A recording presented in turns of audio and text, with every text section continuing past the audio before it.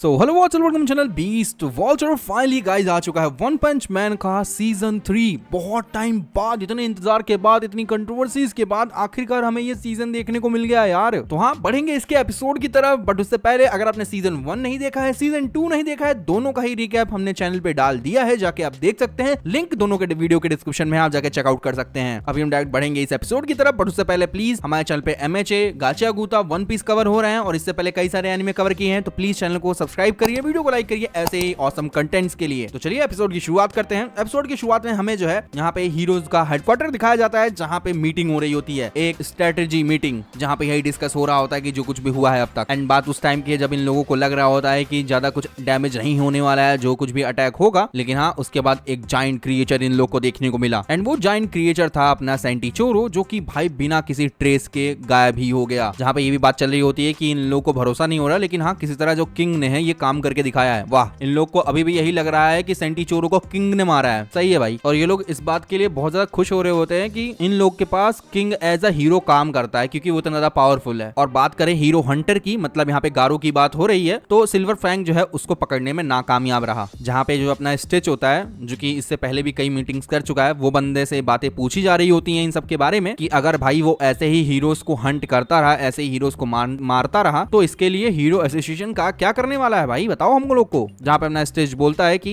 अब हम लोग गारो को एज अ ह्यूमन नहीं देख रहे हैं, उसको एज अ मॉन्स्टर माना जाएगा। तो हाँ, अगली बार वो अगर अपीयर होता है तो एक ड्रैगन लेवल का जो है इमरजेंसी अलर्ट इशू किया जाएगा। लेकिन हाँ, बात ये भी चलती है कि ये है तो वो ह्यूमन ही ना, तो क्या ऐसा कोई नॉर्मल ह्यूमन हमारे एस क्लास हीरोज के सामने खड़ा भी हो सकता है। जिस बार स्टिच बताता है कि ये अनएक्सपेक्टेड था कि सिल्वर फैंग भी जो है गारो को मार नहीं पाया है, उसे रोक नहीं पाया। लेकिन हाँ, किसी तरह जो है सिल्वर ने गारो के ऊपर बहुत सारी इंजरीज छोड़ी थी, तो जिसकी वजह से वो इंस्टेंटली यहाँ पे अटैक तो नहीं कर पाएगा अपना गारो, तो उसको हम एज अ विन ही ले रहे हैं कि हाँ हीरोज ने उसको हराया गारो को किसी टाइप से। जिसका एक बंदा होता है उनमें से, वो बोलता है कि ब्लास्ट को लेके आओ ना, यहाँ पे ब्लास्ट कहाँ है। और वैसे भी वो टॉप रैंक का हीरो है ना, वो इन सब के लिए क्या कर रहा है, कहाँ है वो। जहाँ पे स्टिच बोलता है अरे इम्पॉसिबल है ब्लास्ट को ऑर्डर देना भाई, वो एज अ हीरो वॉलंटियर हम लोग के साथ जुड़ा हुआ है और उसने पहले से ही मना कर रखा है कि वो हमारे साथ कोई बाउंडेशन नहीं रखता है, और अब तक उसकी जो आइडेंटिटी है वो भी डिस्क्लोज नहीं की गई है। और ये सब इसीलिए किया जा रहा है, इसीलिए उसको स्पेशल ट्रीटमेंट दिया जा रहा है, क्योंकि हम लोग मानते हैं कि वो इस लेवल का हीरो है। तो हाँ, कभी भी ह्यूमैनिटी को जरूरत पड़ी तो यहाँ पे ब्लास्ट आएगा ही, वो जरूर एक्शन लेगा। जहाँ पे एक आदमी खड़ा होकर बोलता है कि अरे क्या बात कर रहे हो तुम, मेरे बच्चे को एक मॉन्स्टर ने चुरा लिया है, ये वही टाइम है जब ब्लास्ट को आना चाहिए, कहाँ है, 24 घंटे हो चुके मेरे बच्चे को गायब हुए। जिसके बाद एक बंदा हमें दिखाया जाता है जो कि कहता है कि यार मेरे वादा रहा तुम्हारी तरफ कि तुम्हारा बच्चा जरूर बचेगा। जिसके बाद वो बंदा खुद को इंट्रोड्यूस कराता है कि वो जो है अभी इस करंटली जो ऑपरेशन चल रहा है उसका कमांडिंग ऑफिसर है, उसका नाम शिकिंगल है। जन्ना पे सीन कट करके हमें दिखाया जाता है, टोर्नेडो होती है, यहाँ पे अपने पिग भैया भी होते हैं और मस्कुलर मैन भी होता है, नाम नहीं याद आ रहा, बट हाँ ये लोग पूछते हैं ऑपरेशन के बारे में, कैसा ऑपरेशन। जहाँ पे टोर्नेडो बोल रही होती है कि अरे कोई भी बात हो, मैं तो बस जाऊंगी तुरंत के तुरंत अपने कंट्रोल में सारी चीजें कर लूंगी। तो हाँ, इन मॉन्स्टर का हेड आउट कहाँ पर है। अब इस चीज को ढूंढने के लिए जो अपना चाइल्ड एम्ब्रियर होता है वो काम कर रहा होता है फुल स्पीड पर अपने, जहाँ पे उसने जो है सर्वेलेंस रोबोट्स को रखा होता है, जहाँ भी सेंटीचोरो के जो रूट्स थे अंडरग्राउंड उसको ट्रेस कर रहा होता है। तो इसीलिए जो एरिया है वो बहुत ज्यादा बड़ा है और उसको 3 दिन लगभग लगने वाले हैं और 3 दिन बचे भी हैं। जहाँ पे वो लोग बताते हैं नहीं 3 दिन नहीं बचे हमारे पास सिर्फ 2 दिन बचे हुए हैं। जहाँ पे बच्चा जो है बहुत दिन से सोया भी नहीं है। जिसके बाद टोर्नेडो बोलती है कि जो हाइड आउट है ये कहीं ना कहीं सिटी जेड के अंदर ही है ना।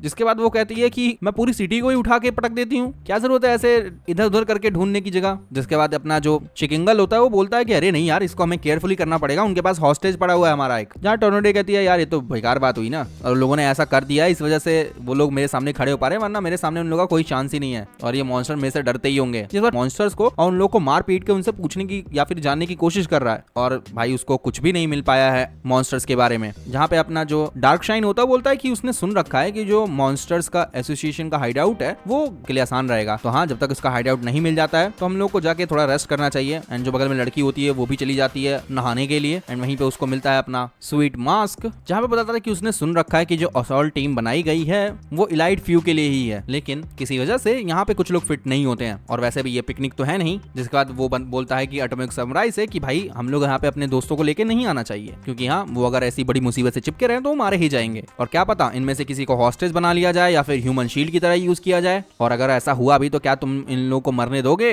जिसके बाद यहाँ पे डार्क शाइन बोलता है अरे हैंडसम भाई आराम करो आराम करो। जिसके बाद समुराई यहाँ पे गुस्सा ही हो रहा होता है, पूछता है मिस्टर हैंडसम के कि अरे तुम टीम में भी हो। जहाँ पे अपना हैंडसम बोलता है कि हाँ यार उस मॉन्स्टर्स ने मेरे कॉन्सर्ट को इंटरप्ट किया था। जिसके बाद यहाँ पे समुराई बोलता है अरे नहीं मेरे चेले अच्छे खासे टफ हैं भाई, तुम उन लोग को बोल दूंगा तुम्हें बचाने के लिए, तो तुम दिक्कत में नहीं आओगे, टेंशन मत मत लो। जिसके बाद यहाँ पे हैंडसम जो है गुस्सा ही हो रहा होता है कि अरे यार तुम लोग को अभी भी मेरे कॉम्बैट स्किल पे डाउट है क्या? तुम लोग को शायद पता नहीं हो, लेकिन हाँ मैं क्लास ए में सिर्फ इसी वजह से हूँ ताकि ज्यादा मैं लोगों की नजर में ना आऊँ। मैं आसानी से क्लास एस में मूव कर सकता हूँ किसी भी टाइम पे। और वो कहता भी है कि भाई समुराई मैं तुझसे ज्यादा स्ट्रांग हूँ यार। जहाँ पे समुराई कहता है अच्छा ये बात है। तो कुल मिला के यहाँ पे जो मिस्टर हैंडसम था वो बस अपने समुराई को ताने ही मार रहा होता है कि सिचुएशन बिगड़ी हुई है और तू अपने चेहरे चपाटे अपने साथ लेके घूम रहा है, इनका खर्चा कौन देगा? जिसके बाद समुराई भी गुस्सा होकर उसे चिढ़ाता है और दोनों में ऐसी कुल मिला के बातचीत होती है। देन यहाँ पे हमें सीन कट करके दिखाया जाता है अपना पूरी प्रिजनर जो कि अपने वार्डन से यही पूछ रहा होता है कि सच में मैं चला जाऊँ ना फ्रंट डोर से। जहाँ पे वार्डन यही बोल रहा होता है कि ये मतलब एक टाइप से स्पेशल परमिशन है कि जब भी तुम बिल्कुल भी नहीं आ रही होती है, लेकिन हाँ अभी यहाँ पे बात चल रही है तो मैं तुम्हें बता दूं एक कैट लाइक का मॉन्स्टर है जो कि हमारे प्रिजन में आया और उसने कई सारे प्रिजनर्स को मॉन्स्टर में बदल दिया और अपने साथ लेके चला गया और कई सारे ऑफिसर्स लड़ते लड़ते अपनी जान भी खो चुके हैं। तो तुम हीरो हो ना यहाँ पे, तो तुम प्रिजनर्स के बॉस ही हुए एक टाइप से, तो जाओ अपना रिवेंज लो उनसे। जिसके बाद यहाँ पे पूरी बहुत ज्यादा गुस्से में होता है, कहता ठीक है तुम मुझ पे छोड़ दो, मैं उन लोग को जो है वसूली कर लूंगा जो भी उन लोगों ने किया है। जब मैं यहाँ नहीं था उन लोगों ने इस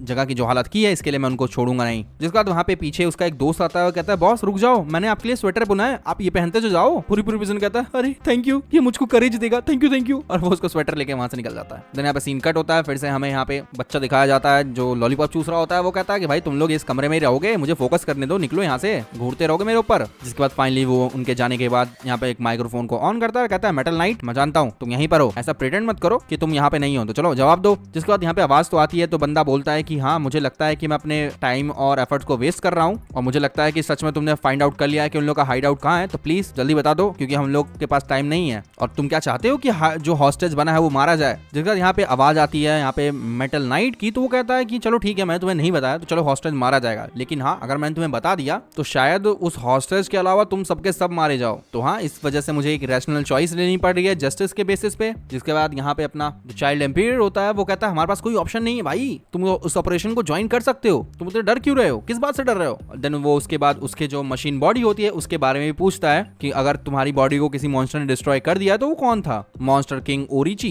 जहाँ पे अपना मेटल नाइट बताता है कि उसको जस्ट एक स्ट्राइक में ही डिस्ट्रॉय कर दिया गया था और उसका जो सेल्फ डिस्ट्रक्शन डिवाइस था वो भी डिसेबल कर दिया गया है। और अगर ये मॉन्स्टर एसोसिएशन की बात नहीं भी है तब भी वो डर रहा है क्योंकि हाँ इसकी वजह से कुछ इविल पावर्स हैं जिनके पास चांस होगा इस दुनिया को टेक ओवर करने का। तो हाँ जब इंसानियत ऐसी वीक होती रहेगी तो वो लोग अपना पूरे जोर से अटैक करेंगे, तो इसीलिए बी केयरफुल और किसी पे भी ट्रस्ट मत करना अपने आसपास। और तुम्हें अगर जस्टिस दिलाना भी है तो अपने अकेले करो भाई, अपनी खुद की स्ट्रेंथ बनाओ। देन इसके बाद यहाँ पे सिग्नल कट हो जाता है, अपना चाइल्ड एम्पायर भाई फिर से दुखी हो जाता है। देन यहाँ पे सीन कट करके हमें दिखाया जाता है वो बंदा जिसका बेटा यहाँ पे किडनैप हो चुका होता है, वो चिल्ला रहा होता है कि तुम लोग सब बेकार हो, किसी काम के नहीं हो, मेरा बच्चा वहाँ पे रो रहा होगा, हेल्प के लिए मांग रहा होगा लेकिन उसे कुछ नहीं मिल रहा, तुम लोग अभी मॉन्स्टर के हाइड आउट को नहीं फाइंड आउट कर पाए, मेरे बच्चे को रेस्क्यू नहीं कर पाए हो, ये जो बैटल सूट तुमने पहन रखा है ना ये एक सीक्रेट वेपन है और इनकी जो पावर है वो किसी भी प्रोफेशनल हीरो की पावर को सरपास कर सकती है, तो हाँ इन बैटल सूट्स का अच्छे से इस्तेमाल करना। देन हमें दिखाया जाता है एक जो है प्राइवेट फोर्स जिसका नाम होता है नारिंग की प्राइवेट फोर्स, और इन सबको यही ऑर्डर दिया जाता है कि जब हीरो एसोसिएशन काम नहीं कर रहा है तो तुम लोग काम करो और मेरे बेटे को बचा के लेके आओ और कोई भी मॉन्स्टर तुम्हारे सामने आए तो उसको छोड़ना। और इनकी जो पूरी टीम होती है वो तैयार होती है और निकल जाती है। जिसके बाद हमें सीन कट करके दिखाया जाता है अपना हीरो ज़ॉम्बी मैन, जहाँ पे वो एक बिल्डिंग के सामने खड़ा होता है। जिसके बाद हमें यहाँ पे टोर्नेडो की बहन दिखाई जाती है जो कि कहती है कि किस तरह से उसकी बहन की गलती थी और अभी जो है बड़ी मुसीबत है, बड़ी इमरजेंसी है जिसकी वजह से वो उसे इस जगह को एज अ ऑफिस यूज करना पड़ेगा। जहाँ पे वो एक जगह पे पहुंची होती है, गेट खोलती है, देन गेट खोल के वो बुड्ढा देखता है सैतामा आया हुआ है क्या, नहीं वहाँ पे अपनी बिजार्ड खड़ी होती है। एंड फाइनली हमें यहाँ पे सीन दिखाया जाता है जहाँ पे अपना सिल्वर फैंग लेटा होता है, अपना जेनोस खुद को टाइट कर रहा होता है और सैतामा और किंग मिलकर गेम खेल रहे होते हैं। जहाँ पे किंग बताता है तुम यहाँ पे फिर से आगे बिजलार्ड, जहाँ पे अपने सैतामा गेम ही खेल रहा होता है। जहाँ पे जेनोस पूछता भी कि हेलिश दीदी आपको क्या चाहिए, और वैसे भी अब मास्टर किसी को अपना चेहरा नहीं बना रहे हैं तो तुम यहाँ करने क्या आई हो। यहाँ पे सिल्वर फैंग भी यहाँ पे लेटा होता है और वो हिल नहीं पा रहा होता है। जिसके बाद अपनी जो हेलिश होती है वो गुस्सा ही हो रही होती है कि कैसे उसको बहुत भरा भूला बोला गया होता है, बहुत वीक बोला गया होता है। जहाँ पे सैतामा उसको अभी नोटिस करता है, जहाँ पे अपनी हेलिश चिल्ला के बोलती है अरे इमरजेंसी है भाई मेरी, जो पूंगा तुम लोगों के लिए चिंता मत करो। जहाँ पे हेलिश फिर से गुस्सा हो रही होती है कि इतना बात बोलने के बाद भी ये लोग मुझे इग्नोर कैसे कर रहे हैं और लगता है कि मेरे ग्रुप के अंदर इन लोग को लाने के लिए बड़ी मेहनत करनी पड़ेगी, आसान नहीं होने वाला ये। देन यहाँ से हमें सीन कट करके अपना जो है गारो दिखाया जाता है जो कि पट्टियों में लपेटा हुआ कहीं तो लेटा होता है कि हम ही लोग हैं जिसने तुम्हारी जान बचाई है, तो इसीलिए शांति से इस कमरे में इंतजार करो हमारा, और अभी अगर तुम बाहर जाते हो तो तुम हीरोज के टारगेट बन जाने वाले हो। तो हाँ ये प्लेस तुम्हारे लिए बनाया गया है, तुम्हारे लिए है, कुछ यहाँ पे कपड़े रखे हुए हैं तो उनको यूज कर लेना। जैसे गारो बहुत ज्यादा गुस्से में होता है जहाँ पे कहता है कि यार मेरी बॉडी एकदम कर्रा रही है भाई। जिसके बाद फाइनली वो उनके दिए हुए कपड़े पहनना चालू कर देता है। वो कहता है कि उसे भूख लग रही है, उसे प्यास लग रही है। जिसके बाद फाइनली वो सेल का दरवाजा तोड़ता है, बाहर देखता है और उसे याद भी आ रहा होता है कि कैसे वो अपने सिल्वर से लड़ाई कर रहा होता है। उसे एक बर्ड उठा के लेके चली जाती है और जो मॉन्स्टर एसोसिएशन है ना, इससे मुझे काफी ज्यादा गुस्सा आ रहा है। और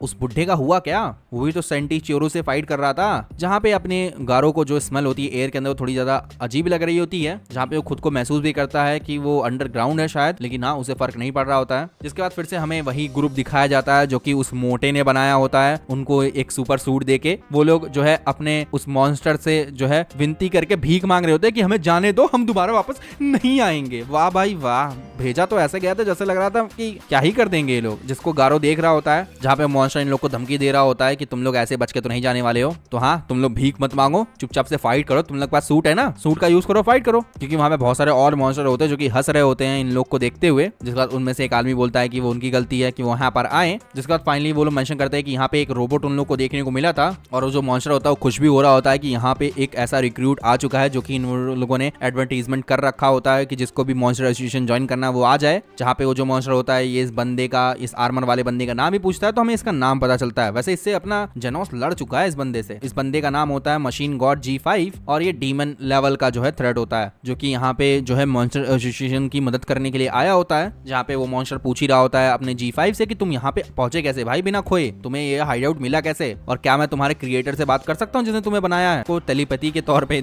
आवाज सुनाई दे रही होती है, जहाँ पे अपना G5 बोल रहा होता है कि ये जो अभी सूट वाले बंदे थे ना, हंटर चला चला के इन लोग की बैंड बजा रही होती है और वो इन लोगों को अपना नौकर बना लेती है भाई। जिसके बाद फाइनली यहाँ पे एंट्री होती है अपने गारो की, जो कि स्टाइलिश एंट्री ले रहा होता है उस बीच में, जहाँ पे सब लोग कुछ ना कुछ बातें यहाँ पे कर रहे होते हैं गारो के बारे में। जिसके बाद ये जो मॉन्स्टर होता है उन लोगों को शांत करता है और बोलता है कि अब मैं तुमसे कुछ चक्कर में सिर्फ 30 लगभग यहाँ पे 30 लोग बचे हुए हैं और ये डीमन लेवल के या फिर उससे ज्यादा हायर लेवल के मॉन्स्टर्स, और तब भी हम जीत सकते हैं, हम इतने स्ट्रॉन्ग है। लेकिन हाँ हमारे पास क्या कमी है, एक यूनिटी की, एक लीडर की कमी है। जिसका वो मॉन्स्टर बोलता है कि वो चाहता है कि गारो यहाँ पे मेंबर बने, एक लीडरशिप और उसको असिस्टमेंट प्रोवाइड करे। जहाँ पे मॉन्स्टर कहता है कि उसे कोई एंटी हीरो आइडियोलॉजी का चाहिए था उनको लीड करने के लिए, और वैसे भी ये एक अकेला बंदा है, अकेला शेर है, और जिस तरह से ये एस क्लास के हीरोज को मार के आया है ना, ये इस चीज को डिजर्व करता है। हमारा बॉस जो ओरिची है उसकी एक ही कंडीशन है। जिसके बाद ये मॉन्स्टर बोलता है कि तुम नहीं, उसका नाम किंग द रीपर होता है, जो कि अपने शायद अपने ओचीरो के सामने खड़े होते हैं एंड वो लोग बस उससे परमिशन वगैरह कुछ मांग ही रहे होते हैं और पूछ रहे होते हैं। जहाँ पे वो बताता है कि गारो बाहर जा चुका है तो जाओ उसको फॉलो करो। तो हाँ ये जो भी दोनों बंदे दिखाए हैं उनको गारो को फॉलो करने के लिए ओरिची ने भेज दिया है। देन जिसके बाद हमें यहाँ पे दो लोग और दिखाए जाते हैं जो कि यहाँ पे बात कर रहे होते हैं कि कैसे सेंटी चोरो हार गया और जो गारो था वो कैसे जो है मॉन्स्टर के टॉप पे रह गया, और शायद इसी वजह से जो पूरा मॉन्स्टर एसोसिएशन है वो गारो को रिक्रूट करना चाहता है ताकि वो एक वॉरियर बन के निकल के आए। जहाँ पे ये जो लड़की होती है कहती है वो गारो को समझ तो नहीं पाती है, लेकिन हाँ वो इंटरेस्टेड तो है। तो हाँ जब तक वो हीरोज को हरा रही है, उनको डिस्ट्रॉय कर रही है, उसके लिए तो मजेदार ही जो है चकमा देगा और अपना हिसाब बराबर करेगा। एंड हाँ शायद मॉन्स्टर सेल खाने के बाद ये पता नहीं क्यों इतना ज्यादा खुद को पावरफुल महसूस कर रहा है और इसका एक ही टारगेट है, वो है साइतामा। तो इसकी बॉडी फाइनली कुछ चेंजेस आ रही है जिसको ये फील कर पा रहा है, अपनी बॉडी को लाइट फील कर रहा है और इस चीज को वो यूज करेगा साइतामा को हराने के लिए। जब में पता जाता है कि सोनिक का 2 किलो वजन भी घट चुका है। इसी के साथ साथ ये एपिसोड यहाँ पे एंड हो जाता है। अब भाई एपिसोड में बहुत सारी बातें हुई है, नन एक्शन एंड पहले एपिसोड के हिसाब से अच्छा था। अभी एनिमेशन के बारे में कुछ ज्यादा खास पता चला नहीं है क्योंकि यहाँ पे ज्यादा से ज्यादा फ्रेम्स को नहीं रखा गया है जो कि बहुत ज्यादा मूवमेंट वाले हैं, तो मैं एनिमेशन पे भी कुछ नहीं बोलना चाहूंगा। बाकी आप बताना अगर आपने इसका पहले एपिसोड देख लिया है तो आपके क्या विचार है इसके रिगार्डिंग। बाकी मिलता हूँ आपको मैं नेक्स्ट वीडियो में, तब तक के लिए बी द वॉचर।